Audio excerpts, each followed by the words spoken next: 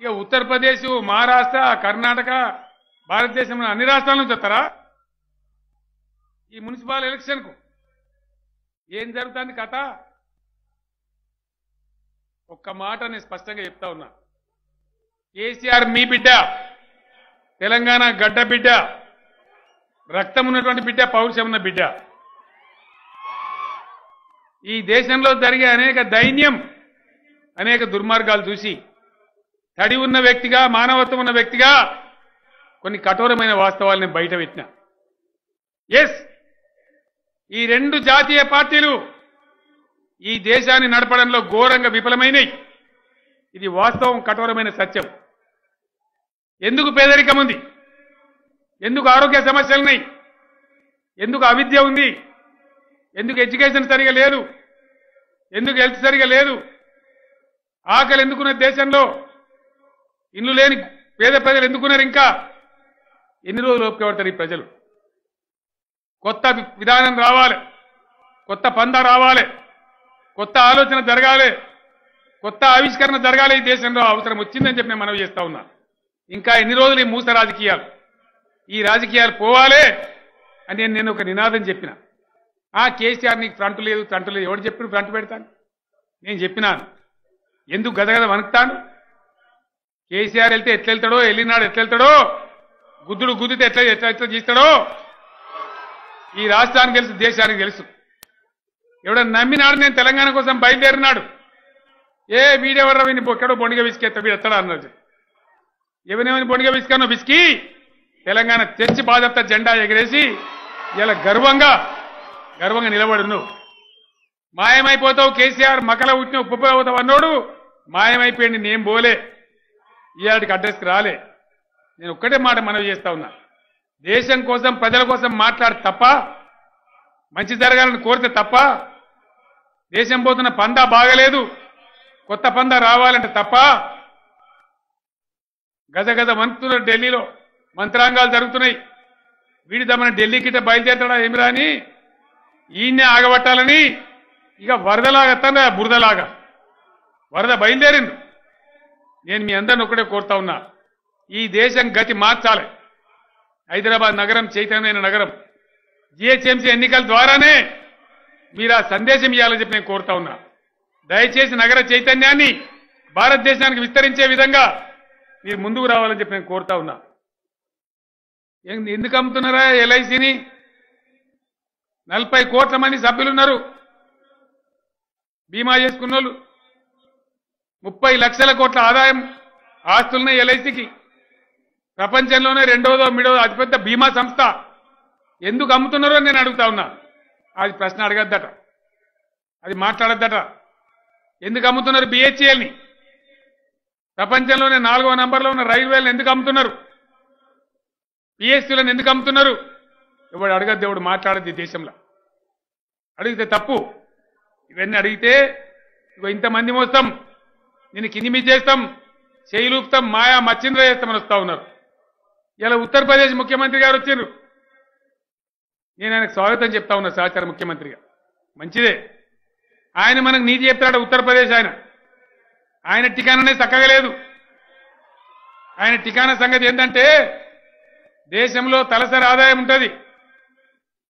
6 ఏళ్ల కింద మనం రాష్ట్రం అయినాడు 13 నంబర్లో ఉంటిమి. ఇలా మనం 5 నంబర్కి వచ్చినాం. ఉత్తరప్రదేశ్ ఎంతనో తెలుసా? 29లో 28వ నంబరు. 28వ ర్యాంక్ ఆయన వచ్చి 5వ ర్యాంక్ వాళ్ళకి చెప్తారట. ఆయన వచ్చి హైదరాబాద్లో ఊరేగుతాడు. మొన్న మహారాష్ట్ర మాజీ ముఖ్యమంత్రి వచ్చిపోయాడు. వాళ్ళు 10 నంబర్లో ఉన్నారు. ఇంకా రేపు ఎవరో వస్తారో వాళ్ళ ఏ నంబర్లో ఉన్నదో.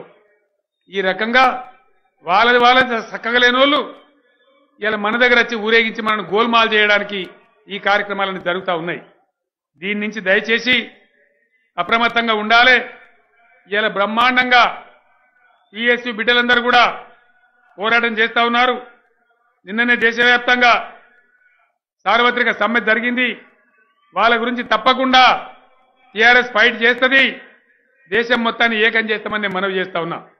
అందుకోసం ఈ నగరాన్ని దయచేసి కాపాడాలని చెప్పి నేను మనవి చేస్తా ఉన్నా. ఎటువంటి శాంతియుతమైన నగరం ఉంటేనే వ్యాపారాలు జరుగుతాయి.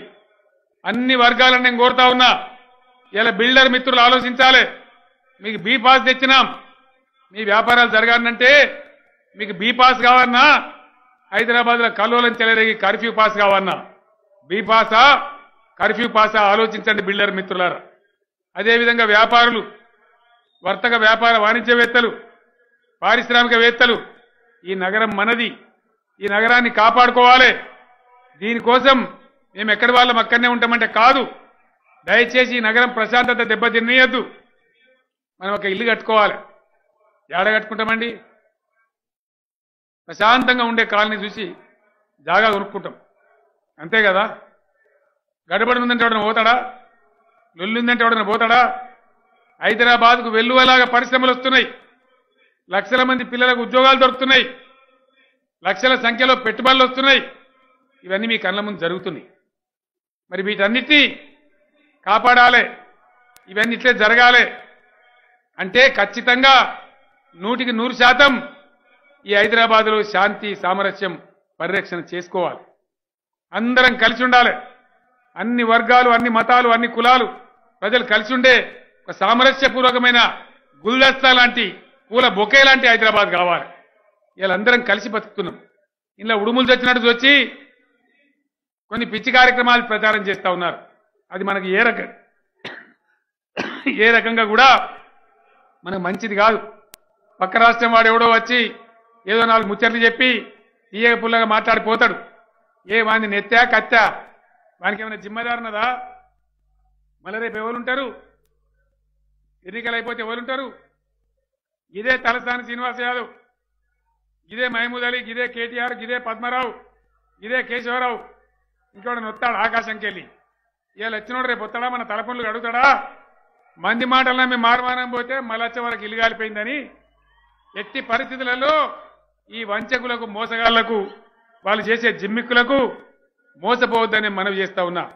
జిమ్మెదారునులాగా బిడ్డలంతా అక్కడ కూర్చోన్నారు, జిమ్మెదారున ఎమ్మెల్యేలు, ఎంపీలు, మంత్రులంతా ఇక్కడ కూర్చోన్నారు.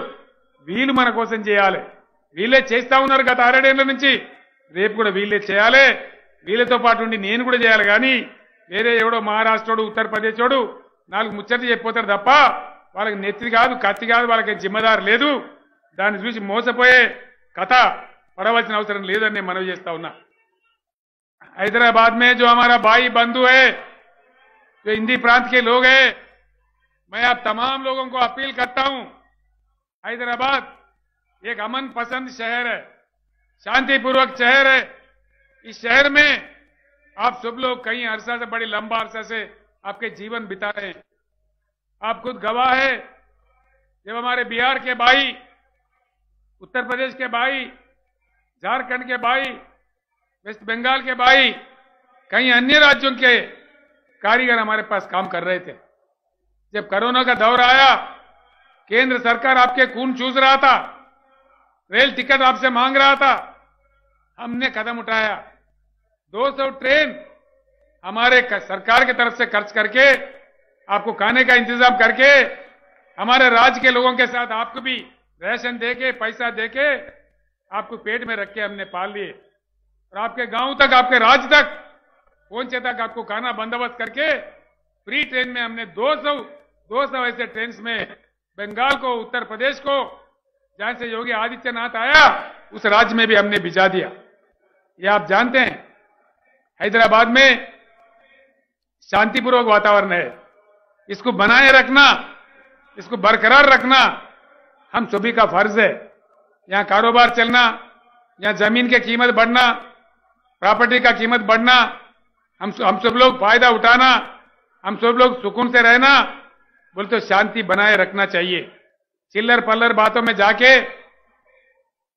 हम फंस गए तो यहां सारा चीज खराब हो जाएगा, मामला बिगड़ जाएगा. शांति में ही बिजनेस चलता है. एक बार अशांति आ गया तो बिजनेस ठप हो जाएगा, रियल एस्टेट गिर जाएगा, प्रॉपर्टी का वैल्यू चले जाएगा. इसीलिए मैं आपको विनम्र पूर्वक विज्ञापन करता हूं, हैदराबाद को बचा लीजिए. इसमें आप भी बचे रहिए. हम सभी मिलकर इसको एक अच्छा जबरदस्त शहर बनाएंगे. इसमें हमारा जिंदगी बनाएंगे. హైదరాబాద్ ఇంటలెక్చువల్ సోదరులకు, I earnestly appeal to all the intellectual community of Hyderabad. Please, this is the time to save Hyderabad, to build Hyderabad, to present Hyderabad to the whole world as we have been doing it. It's a great place. It's a historical place. Now it is for the time some divisive forces are trying to enter Hyderabad and create havoc in the city of Hyderabad. Are we going to allow it? Are we going to lose our peace? What about the future of our children? Please think. We may not be there, but our children will be there. People will be there. Hyderabad will be a reality. Future is a reality.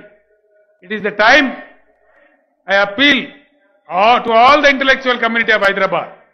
Please rise. Please educate. Please come. Stand in the queue and vote the progressive parties. Support the progressive parties. It is to save Hyderabad. It is to save our history. It is to save the peace of Hyderabad. So please come forward. I also appeal to all the professionals of Hyderabad, all the professionals, particularly the IT, the industry, every one professional, the engineers, the lawyers, the doctors, everyone. Do we want the same Hyderabad to continue? Do we want the peaceful Hyderabad? Do we want the law and order to be maintained? What people are talking outside, you are watching. They are openly talking, shamelessly talking. What is their proposal? Their divisive proposal is a very dangerous proposal, which is not at all desirable for the city of Hyderabad. The city of Hyderabad is a truthfully cosmopolitan city. It has been a cosmopolitan city for centuries together. We have been living here. My dear brothers and sisters of Hyderabad, the intellectuals of Hyderabad, the professionals of Hyderabad, as Chief Minister of Telangana, as the achiever of Telangana, as the maker of Telangana, I am appealing very earnestly. Please come forward. Please support TRS, which is progressive thinking party, which is for the welfare of the people, which is for the maintenance of peace and law and order in the city. Please come forward. Please come and vote. Educate your area and save Hyderabad from these divisive forces. It is our duty of all the responsible citizens of Hyderabad to rise to the occasion and save Hyderabad. నేను అందరికీ మరి ఒకసారి మనవి చేస్తా ఉన్నా. తెలంగాణ సాధించిన వ్యక్తిగా, తెలంగాణ కుటుంబ పెద్దగా, తెలంగాణ ముఖ్యమంత్రిగా నగర ప్రజానీకానికి నాది వినయపూర్వక విజ్ఞప్తి. పిచ్చి ఆవేశానికి పోయి రెచ్చగొట్టే వ్యాఖ్యలకు, రెచ్చగొట్టే పిచ్చి ప్రలాపనలకు ఆకర్షితులై ఆగం చేసుకుంటే హైదరాబాద్ ఆగమైతుంది. మొత్తం భూముల విలువలు పోతాయి, ఆస్తుల విలువలు పోతాయి, వ్యాపారాలు బంద్ అవుతాయి, పిల్లలకు ఉపాధి అవకాశాలు పోతాయి. కాబట్టి దయచేసి అటువంటి పరిస్థితి రానియవద్దు. హైదరాబాద్కి అది ఏమాత్రం కూడా క్షేమకరం కాదు. మన పిల్లల భవిష్యత్తు, మన నగర భవిష్యత్తు, ఒక ఉజ్వలమైనటువంటి నగరాన్ని ఉజ్వలంగా తీసుకొని ముందుకు పోవాలి. గొప్పగా పోతున్న ఈ రాష్ట్రానికి ఇంకా గొప్పదనాన్ని ఆపాదించుకోవాలి. అందరం చిరునవ్వుతోని, సంతోషంతోని కలకలలాడే హైదరాబాద్ను అందరం కలిసి కాపాడుకుందాం. టీఆర్ఎస్ అభ్యర్థులు మీరందరూ లేచి నమస్కారం చేయండి. అందరూ కూడా మంచి వాళ్ళం పెట్టినాం, సేవా గుణమున్న వాళ్ళం పెట్టినాం. దయచేసి పోయినసారి ఇచ్చిన దానికంటే ఇంకా ఏకపక్షంగా ఇంకో 5-6 సీట్లు ఎక్కువిచ్చి టీఆర్ఎస్ను దీవించండి. అన్ని రకాల ఈ నగరాన్ని అభివృద్ధి చేసే బాధ్యత నాది, అండదండలు ఇచ్చే బాధ్యత నాది. ప్రభుత్వం నుంచి ఇతోధికంగా సేవ అందింపజేసి కేంద్ర ప్రభుత్వం మెడలు వంచి డబ్బులు కూడా తెచ్చి ఈ నగరాన్ని బాగు చేసేటువంటి పద్ధతి నేను తీసుకుంటున్న బాధ్యత నేను మనవి చేస్తా ఉన్నా. వెకిలి మాటలు, పిచ్చి మాటలు, సమాజాన్ని విభజించే మాటలకు మనం ఏమాత్రం లొంగిపోయినా చాలా దెబ్బతిని పోతాం. యువకులు ముఖ్యంగా భవిష్యత్తు మీది, హైదరాబాద్ మీది. కాబట్టి దయచేసి మీరు కాపాడుకోవాలని చెప్తా ఉన్నా. ఎవరు ఏ విధంగా మాట్లాడుతున్నారో మీరు గమనిస్తా ఉన్నారు. నన్ను కూడా రారా పోరా అని సంబోధిస్తా ఉన్నారు, తూలనాడుతా ఉన్నారు. నేను టెంప్ట్ కావడం లేదు. నాకు చేతగాక కాదు. కేసీఆర్ ఎత్తుకుంటే బ్రహ్మాండంగా నేను కూడా తిట్టగలుగుతాను. మా కార్యకర్తలు లేక కాదు, మాకు పౌరుషం లేక కాదు. మేము దలుచుకున్న నాడు దుమ్ము దుమ్ము నశం కింద కొడతాం బిడ్డ. మాకు చేతగాక కాదు. ఓపిక, సంయమనం, ఒక బాధ్యత, ఈ రాష్ట్రాన్ని క్యారీ చేసేటువంటి ఒక నిబద్ధత మా మీద ఆ బాధ్యత ఉంది. మేము ఆషామాషి కాదు. మా బాసులు ఢిల్లీలో ఉండరు. మేము ఢిల్లీ గులాములం కాదు. తెలంగాణ ప్రజలే మా బాసులు.